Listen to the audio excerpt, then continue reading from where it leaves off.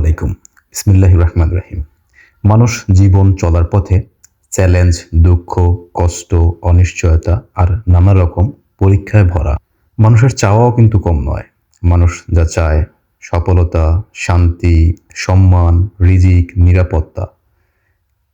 কিন্তু এগুলোর পেছনে ছুটতে ছুটতে আমরা মাঝে মাঝে ক্লান্ত হয়ে যাই ও হতাশ হয়ে পড়ি।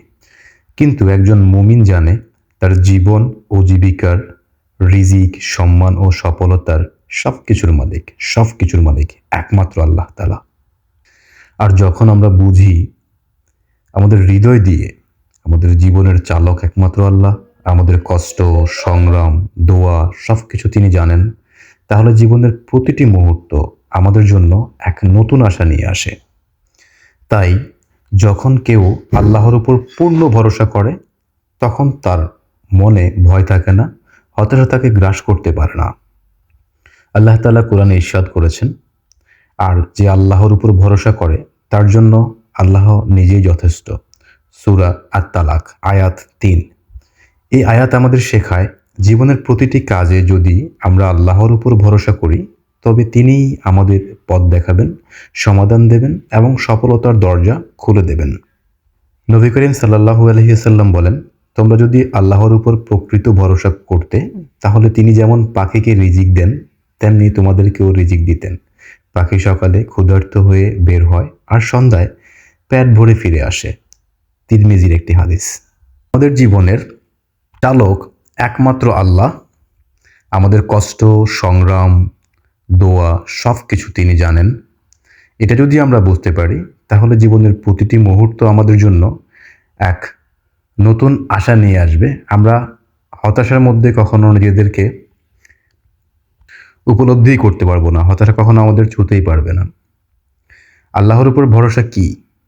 আল্লাহর উপর ভরসা তাওয়াক্কুল, মানে এই নয় যে হাত পা গুটিয়ে বসে থাকা, বরং এর অর্থ হলো নিজের সর্বোচ্চ চেষ্টা করে, পরিশ্রম করে ফলাফলের জন্য আল্লাহর উপর নির্ভর করা। এটি একজন মুমিনের বিশ্বাসের প্রমাণ। কোরআনে বলা হয়েছে, তুমি যদি ঈমানদার হও তবে আল্লাহর উপরই ভরসা করো। সূরা আল ইমরান আয়াত ১৬০। ভরসার ফলাফল অন্তরের শান্তি ও সফলতা। যখন কেউ আল্লাহর উপর ভরসা করে, তখন সে চিন্তামুক্ত হয়, কারণ সে জানে যা কিছু সে চায় তা তার ভাগ্যে থাকলে নিশ্চয়ই সে পাবে, আর না থাকলে আল্লাহ তার জন্য তার চেয়েও ভালো কিছু রেখেছেন, উত্তম কিছু রেখেছেন। উদাহরণস্বরূপ বলা যায়, পৃথিবীর ইতিহাসে বহু নবী, সাহবী ও ওলি আল্লাহর উপর ভরসা করে সব বিপদ কাটিয়ে সফলতা পেয়েছেন। হযরত ইব্রাহিম আলাইহিসসালামকে যখন আগুনে নিক্ষেপ করা হলো, তিনি বলেছিলেন, হাসবি আল্লাহু ওয়া নি'মাল ওয়াকিল। আল্লাহর আমার জন্য যথেষ্ট, তিনি আমার উত্তম রক্ষাকারী। আর আল্লাহ আগুনকে বলেছিলেন, হে আগুন, তুমি ইব্রাহিমের জন্য ঠান্ডা এবং নিরাপদ হয়ে যাও। দোয়া ও ভরসা একসাথে চলে। ভরসা করা মানে এই না যে শুধু বসে থাকবো। আমরা চেষ্টা করব, দোয়া করব এবং ফলাফলের জন্য আল্লাহর উপর নির্ভর করব। আল্লাহর কাছে চাইলে তিনি অবশ্যই সাড়া দেন, যদি আমরা ধৈর্য রাখি। হাদিসে এসেছে, যে ব্যক্তি আল্লাহর উপর ভরসা করে, আল্লাহ তার জন্য যথেষ্ট হয়ে যান। আধুনিক জীবনে আল্লাহর উপর ভরসার ভূমিকা।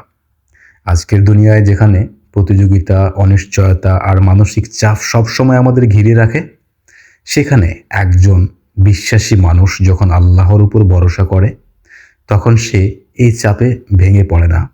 সে জানে চাকরি, ব্যবসা, সম্পর্ক, স্বপ্ন সবকিছু আল্লাহর ইচ্ছায়। আমাদের করণীয়, নিয়মিত নামাজ আদায় করুন। এটি আমাদের আল্লাহর সাথে সম্পর্ক মজবুত করে। সুস্থ চেষ্টা করুন। নিজের কাজ নিষ্ঠা ও সততার সাথে করুন। দোয়া করুন। প্রতিদিন আল্লাহর কাছে দোয়া করুন আপনার উদ্দেশ্য সফল করার জন্য। সবর করুন ও আশাবাদী থাকুন। যা পাচ্ছেন না তার পেছনে না দৌড়ে, বরং যা পাচ্ছেন তার জন্য কৃতজ্ঞ থাকুন।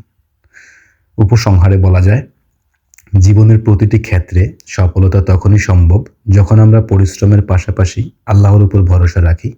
তার প্রতি আস্থা, ভালোবাসা এবং নির্ভরতা আমাদের জীবনের সব বাধা পেরিয়ে এক নতুন আলো এনে দেয়।